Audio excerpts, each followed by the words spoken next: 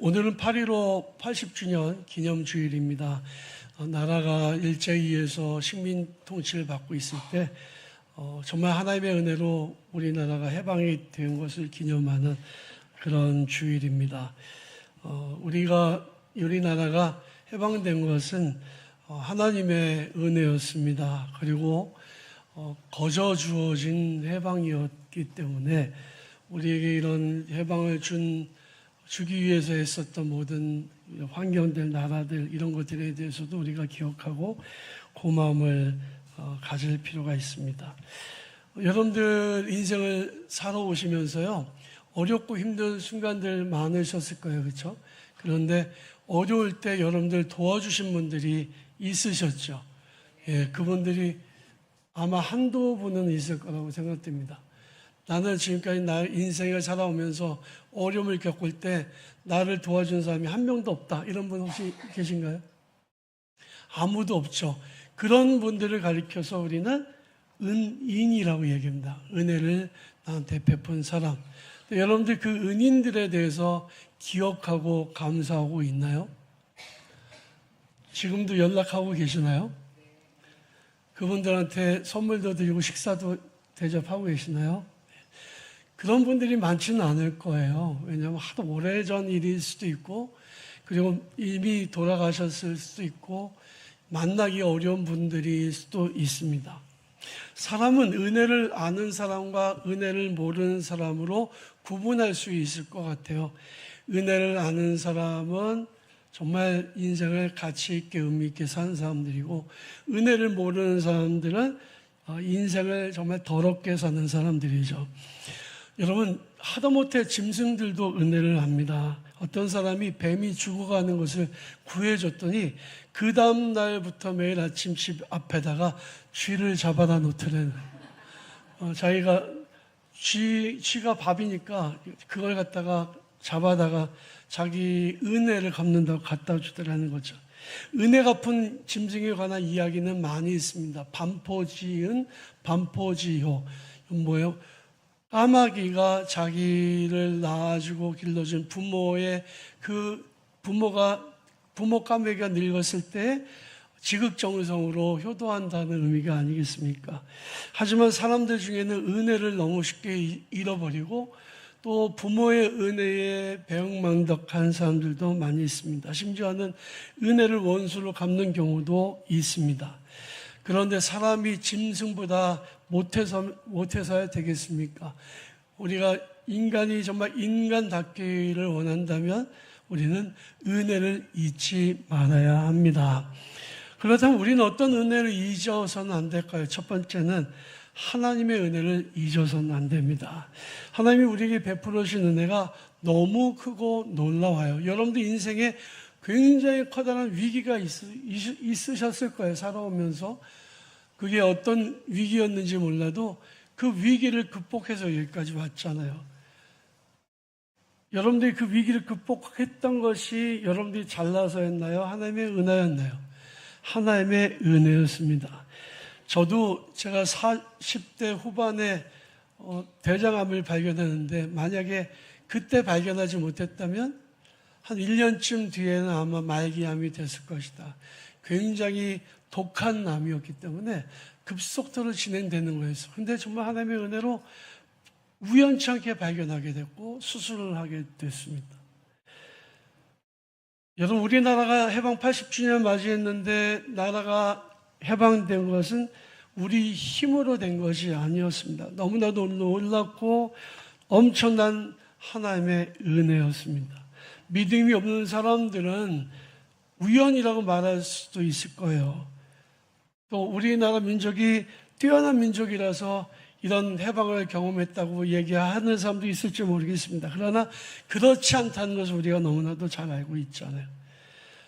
저는 우리 민족이 복음을 받아들이고 난 이후에 그 이후로부터 뜨겁게 하나님을 섬기고 그 방방곡곡에 복음이 전파되고 교회가 세워지고 믿는 성도들의 숫자가 많고 나라 민족을 위해서 기도하는 애국 기독교인들이 많았기 때문에 하나님 우리나라에게 이런 은혜를 허락하여 주셨다는 것을 저는 분명히 믿습니다. 지금도 역시 우리는 하나님의 은혜에 감사해야만 합니다. 두 번째는 말씀드린 것처럼 나에게 은혜를 베풀어 준 사람들에 대해서 은혜를 기억하고 감사해야 합니다. 제가 중학교 들어가자마자 학교에서 소위 논다는 아이들이 저를 타켓으로 삼았어요. 그래서 야, 최우성 너 방과 후에 너 학교에 남아. 그리고 괴롭히기 시작했습니다. 그런데 어느 날 김재원이라고 하는 친구가 저한테 오더니 야, 우성아 거기 있지 말고 와. 그래서 제 손을 끌고 가더라고요. 그리고 그 저를 괴롭히는 아이들한테 너희들 앞으로 한 번만 우성이 괴롭히면 죽을 줄 알아? 그랬어요. 근데 사실 그 친구가 싸움을 잘하는지 안 하는지 몰라요. 그 이후로도 싸우는 걸 본 적이 없지만 그 친구가 저를 위해서 구해주는 바람에 그 다음부터 학교에서 저를 괴롭히는 아이가 없었습니다. 그 은혜를 입었죠. 그게 얼마나 고마운지 제가 아직도 이름을 기억하고 있잖아요. 여러분, 우리가 어려운 순간에 나를 도와주고 은혜를 베풀어 준 사람들이 있었습니다. 그런데 우리는 너무 쉽게 그들을 잊어버리고 살아갑니다. 내가 정말 어려웠던 순간에 나에게 돈을 얼마든 줘서 어려움을 극복할 수 있게 해줬던 사람도 있을 것이고, 내가 정말 위태로운 상황에 내 편이 되어서 나를 도와준 사람도 있었을 것입니다. 그분들이 부모님일 수도 있고 내 인생에 만난 어떤 사람일 수도 있지만 그 은인들을 기억하고 그분들에 대한 고마운 마음을 갖고 은혜에 보답하는 삶을 살아가는 것이 가치 있는 인생이라고 말씀드릴 수 있습니다.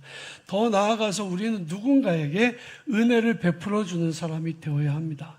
나 때문에 죽을 사람이 살고 절망한 사람이 소망을 얻고 위기 가운데 빠진 사람이 위기를 극복하는 일이 일어나면 좋겠습니다. 최근에 이상하게 저한테 가정상담하는 목사님들, 선교사님들이 많더라고요.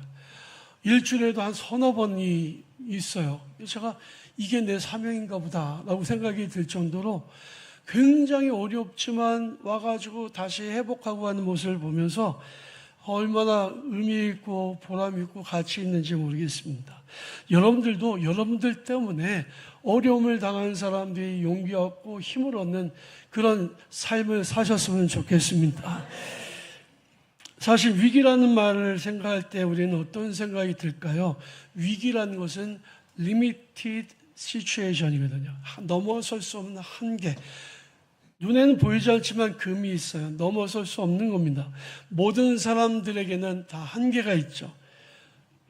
건강에 한계가 있습니다. 저는요, 제가 이번에 좀 아프고 난 다음에 회복이 왜 이렇게 빨리 안 되는지 모르겠어요. 과거에는 정말 빨랐거든요. 그런데 요즘에는 이렇게 아주 천천히 생각보다 너무 느려서 제가 느낀 겁니다. 아, 내가 50대의 그 건강, 40대 건강, 30대 건강하고 다른 60대의 건강을 살고 있구나. 한계가 있는 거죠. 수명에도 한계가 있습니다. 여러분, 아무리 건강한 사람도 80, 90, 100살 넘기가 쉽지 않아요. 뭐 요즘에는 수명이 연장돼서 100살 넘게 사는 분들도 있지만 모든 사람들에게는 수명의 한계가 있습니다. 우리가 오래오래 살 것 같지만 여러분, 우리는 정말 주님이 부르시면 이제 얼마 못 살고 하나님의 부르심에 응답하고 떠나야 될 그런 운명인 거죠. 물질에도 한계가 있습니다. 돈을 내가 많이 쓰고 할 수 있을 것 같지만 사실은 물질도 한계가 있죠. 마치 바닷물이 온 땅을 덮을 수 있어 보이지만 딱 정해진 곳까지만 들어왔다가 다시 밀려나가는 것처럼 우리 인생도 한계가 있다는 거죠. 그런데 그 위기와 한계를 극복하는 방법이 있는데 그것은 내 힘이 아니라 하나님의 은혜로 되는 일입니다. 여러분, 하나님의 은혜가 있을 때 우리 인생의 한계를 극복할 수 있음을 믿으시길 바랍니다.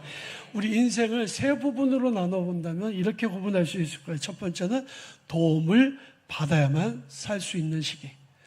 여러분들 태어나서 똥오줌 바로 가린 분 한번 손 들어보세요. 똥오줌 바로 가는 사람 한 명도 없습니다. 기저귀 안 차본 분 있으면 손 들어보세요. 기저귀 다 차봤잖아요. 그렇죠? 안 차본 것처럼 그러시면 다 차봤잖아요. 우리 모두가 다 누군가 얘 왜 냄새가 나요? 똥 쌌어요. 아주 기저귀 갈아주고 그랬었잖아요. 태어날 때부터 우리는 다 누군가의 도움을 받아서 성장한 거죠. 뭐 결혼하기 전까지는 다 부모님의 도움을 받고 살아가고 있잖아요.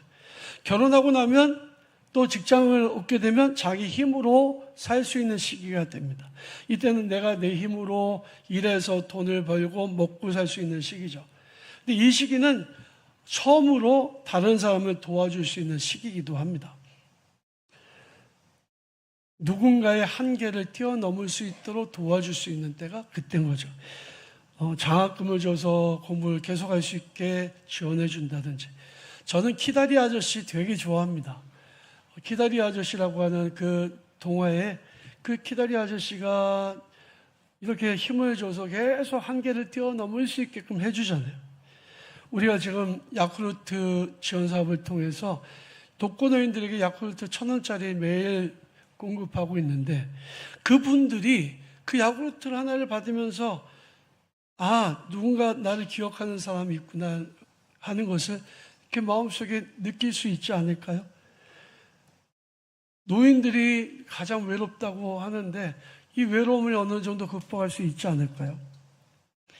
우리 인생은 보람 있고 의미 있고 가치 있는 삶을 살아야 되는 그런 사명이 있습니다. 내가 받았든지 못 받았든지. 제가 그 신학대학교 들어가자마자 제일 먼저 했던 일이 서대문 구치소에 거기에 유치장에 가서 유치된 사람들을 대상으로 예배를 드려주고 위로하고 기도해주는 일을 했었고, 정신자병원에 가서 병실마다 다니면서 그 병실에 있는 사람들을 제가 어리고 또 그 당시엔 되게 애기처럼 생겼어요. 근데 병원에 있는 분들이 찾아가서 기도해 드린다면 거절하는 분이 없었습니다. 너무너무 다들 좋아했고요. 8번 버스 안내양들 매주 수요일마다 찾아가서 예배를 드려주고 함께 그 신앙생활을 했고, 그리고 우이동에 있는 한국사회복지회라고 하는 데 가서 거기 가서 입양을 기다리는 아이들을 제가 군대 가기 전까지 그 아이들을 돌보면서 그 아이들하고 놀아주고 기저귀 갈아주고 그런 봉사하는 일들을 했습니다.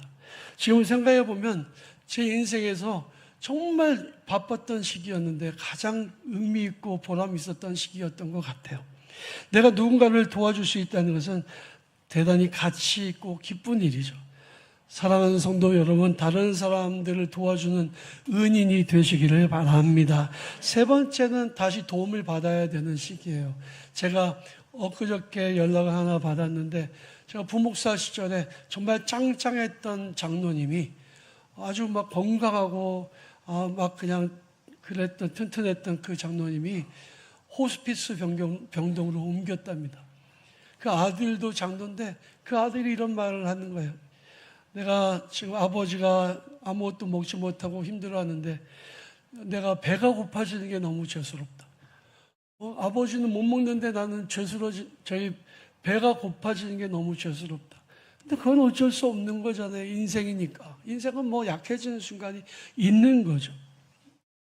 누군가의 도움을 받아야 되는 시기가 오는 겁니다. 이제는 자기 발로 걸어 다니던 분이 누군가의 도움을 받지 않으면 걸어 다닐 수 없는 시기가 오는 거고, 자기 힘으로 음식을 못 먹는 때가 오는 거고, 똥오줌 못 가리고 다시 기저귀를 찾는 시기가 올 수 있는 겁니다. 여러분, 우리는 인생을 살아가면서 사실은 어떤 시기든지 하나님의 도움이 절실하게 필요합니다. 왜냐하면 우리가 약하기 때문이죠. 보기에는 강해 보여도 아닙니다. 우리는 하나님의 도우심이 없이는 단 한순간도 살 수 없는 존재인 것을 여러분 고백하실 수밖에 없잖아요. 내 힘으로 살 수 있어. 누군가의 도움 필요 없어. 이것은 교만입니다. 하나님은 자기를 낮추고 하나님의 도우심을 구하는 자들을 기뻐하신다고 성경은 말씀하고 있습니다. 하나님의 도움, 한계 상황 앞에서 우리에게 주신 하나님의 도움을 우리는 은혜라고 말합니다. 하나님의 은혜가 임하면 그제서야 한계를 극복할 수 있는 거죠. 낑낑대고 애쓰던 문제가 단 한순간에 해결되는 기적도 체험하게 됩니다. 우리는 한계를 극복하면서 능력 있는 삶을 살게 되는 거죠. 여기에는 세 가지 단계가 있습니다. 첫 번째는 자기 자신을 돌아보고 회개하는 단계예요. 여러분, 고난이 찾아오고 역경이 찾아오고 힘든 시련이 찾아왔다면 가장 먼저 해야 될 게 원망이 아닙니다. 불평이 아닙니다. 가장 먼저 해야 될 게 자기 자신을 돌아보는 거예요. 내가 지금까지 잘 살아왔는지, 하나님 앞에서 범죄하지 않았는지, 나의 삶 이대로 괜찮은지를 살펴봐야 됩니다. 전도서 7장 14절에 보면 이렇게 기록되어 있습니다. 형통한 날에는 기뻐하고 공고한 날에는 되돌아보아라. When times are bad, 나쁜 일이 생겼을 때 consider this, 이런 것들을 고려해 봐라 이거거든요. 히브리 원어로 돌아보다라고 한 말을 라라고 합니다. 이 말은 뭐냐면 아주 세밀하게 자기 자신을 살펴본다는 것을 의미해요. 자기 자신을 주목하여 살펴보는 거죠. 내가 어떻게 살았길래 이 고난이 찾아왔지? 이 시련을 통해서 하나님 나에게 말씀하시는 게 뭐지?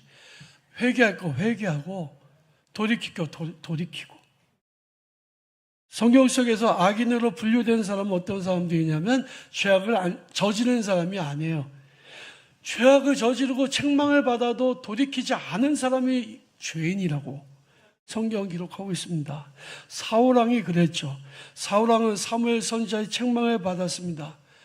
아니, 우리 속에 있는 이 소와 양의 소리는 무슨 까닭입니까? 하나님이 전부 다 죽이고 하나도 살려두지 말라고 했는데 사울왕이 다 살려서 온 거예요. 소나 양을. 이건 뭐냐면 가가지고 저 벤츠 자동차 다 부수고 와 그러는데 너무 좋으니까 벤츠 자기가 타려고 끌고 온 거 똑같은 거죠. 주차장에 벤츠가 몇 대가 서 있는 거 똑같은 겁니다. 하나님의 책망을 받았는데 사울왕은 변명으로 급급합니다. 이거 하나님 앞에 드리려고 가져온 겁니다. 그의 행동을 고치지 않았습니다. 하나님은 그를 이스라엘 왕으로 세우신 것을 후회하셨다고 성경은 말씀합니다. 하지만 다윗 왕은 달랐습니다. 죄의 비중으로 보면 다윗이 훨씬 더 컸죠. 정말 나쁜 일을 저지르고 그것을 감추려고 자기의 장군을 모살했습니다. 다윗 왕은 자기의 죄를 몰랐는데 나단 선지자의 책망을 받자마자 곧바로 자기 자신을 낮추고 자기를 돌아보고 하나님 앞에서 회개했습니다. 하나님 앞에서 의인은 죄가 없는 사람이 아니라 자기 자신의 죄를 돌아보고 회개하는 사람이에요. 예수님의 비유의 말씀에 집을 나간 탕자가 고난을 당하게 되니까 자기 자신을 돌아봅니다. 그리고 그는 이렇게 말해요. 내 아버지 집에는 하인들도 배불리 먹거늘 나는 이 쥐업 열매도 주는 사람이 없구나. 내가 아버지 집으로 돌아가자고 아버지 집으로 돌아갔더니 아버지가 맨발로 나와서 그를 용서하고 받아들여줬습니다. 그러므로 우리가 고난을 만나고 한계 상황이 있을 때 제일 먼저 해야 될 일이 뭐냐? 자기 자신을 돌아봐 회개하는 겁니다. 두 번째로 다 내려놓고 기도하는 단계입니다. 아무리 내가 애써봐도 안 될 때, 도저히 극복할 수 없는 일이 있을 때, 그때가 어떤 때다? 기도할 때다. 개똥벌레란 노래, 나는 개똥벌레, 어쩔 수 없네, 이런 노래 있잖아요. 아무리 애를 써도 안 되고 눈물 많이 흘려도 안 되고 내가 아무리 노력해도 안 돼. 일이 안 돼. 아무것도 안 돼. 그때는 어느 때냐? 다 내려놓고 기도의 골방으로 들어갈 때입니다. 성경에 보면 남유다 왕국에 정말 그 위기가 닥쳐왔죠. 북쪽의 메소포타미아 지역을 다 바벨론을 점령시키고 시리아를 점령하고 그리고 북이스라엘을 멸망시키고 여세를 몰아서 사네립의 그 군대 18만 5천 명이 남유다 왕국을 쳐들어왔습니다. 그리고 수도인 예루살렘을 포위했습니다. 히스기야는 미리 이 아시리아의 공격을 예측해서 터널을 파서 실로암 물을 성 안으로 끌어들이긴 했습니다만은 아무리 먹을 것을 많이 준비해 놨어도 물이 있어도 포위를 풀지 않고 공선전을 벌이는 이 아시리아를 이겨낼 방법이 없는 거예요. 백성들이 사기가 다 떨어져 가고 있습니다. 위기죠. 한계 상황이죠. 거기다가 랍사게라고 하는 사람이 나타나서, 이 사람은 히브리 말을 아주 능통하게 잘하는 사람이에요. 이 사람이 조롱을 하기 시작합니다. 야, 너희 하나님 여호와 어디 있어? 너희를 구원할 줄 아냐? 지금까지 우리가 점령한 바벨론이나 또 시리아나 저 북이스라엘의 신도 그들을 우리에게서 건져내지 못했어. 너희가 믿는 여호와 하나님도 너희를 구원하지 못해. 빨리 너희들 항복해. 너희의 왕 히스기야는 하나님을 믿으라고 하고 하나님을 의지하라고 말하지만 절대 그런 일 없어. 그러면서 히브리 말로 막 떠들어댑니다. 백성들의 마음이 막 움직이고 막 흔들리고 있습니다. 그때 히스기야는 이 산헤립이 보낸 편지를 들고 하나님 성전으로 올라가는 거예요. 그리고 그곳에서 하나님 앞에 기도하는 거예요. 하나님, 이 이방인이 하는 말을 들으십시오. 이거 도저히 봐줄 수 없는데 어떻게 하면 좋겠습니까? 이거는 한계 상황이에요. 도와주십시오 하고 기도했더니 그 다음날 놀라운 일이 일어났습니다. 열왕기하 19장 35절에 보니까 히스기야가 기도한 그 바로 다음날 천사가 두루다니면서 아시리아 군인들을 죽였는데 18만 5천 명이 한 자리에서 죽었습니다. 놀라운 일이 일어났죠. 그리고 아시리아의 산헤립 왕이 도망을 가고 도망갔다가 자기 나라에 가서 자기 아들들에 의해서 죽임을 당합니다. 우리가 기도할 때요, 하나님의 은혜를 입게 됩니다. 우리가 기도할 때 한계의 상황을 극복하게 됩니다. 사랑하는 성도 여러분, 그러므로 어려움을 당했다면 기도하시기를 바랍니다. 셋째로 하나님을 의지하여 담을 뛰어넘는 단계, 한계를 극복하는 단계입니다. 시편 18편 29절에 보면 내가 주를 의뢰하고 적군을 향해 달리며 내 하나님을 의지하고 담을 뛰어넘나이다 라고 말씀하고 있습니다. 다윗이 살아오면서 정말 어마어마한 위기를 많이 겪었죠. 한계 상황을 한두 번 겪은 게 아니에요. 그러나 그는 그걸 다 이겨냈습니다. 다윗은 하나님을 의지했습니다. 그래서 사망의 음침한 골짜기를 다녀도 전혀 두렵지 않다 라고 고백을 했습니다. 우리 인생을 살아오면서 수많은 한계 상황을 경험합니다. 그러나 하나님이 우리와 함께 하시면, 하나님이 내 편이 되시면 두려울 게 하나도 없습니다. 오늘 본 말씀에 보면 바울은 내게 능력 주시는 자 안에서 무엇이든지 할 수 있다, 능치 못할 일이 없다라고 고백합니다. 바울도 자기 한계 상황을 뛰어넘고 극복했던 사람이에요. 고린도전서 15장 10절에 보면 이렇게 고백합니다. 그러나 내가 나 된 것은 하나님의 은혜로 된 것이니 내게 주신 그의 은혜가 헛되지 아니하여 내가 모든 사도보다 더 많이 수고하였으나 내가 한 것이 아니요 오직 나와 함께 하신 하나님의 은혜로라. 모든 게 다 하나님의 은혜였다고 고백합니다. 사랑하는 성도 여러분, 여러분들도 여러분들에게 능력 주신 하나님을 의지하면서 기도하면서 한계 상황을 뛰어넘으시기를 바랍니다. 그리고 이것이 여러분들의 간증이 되시고 여러분들의 찬송이 되시기를 주님의 이름으로 축원합니다.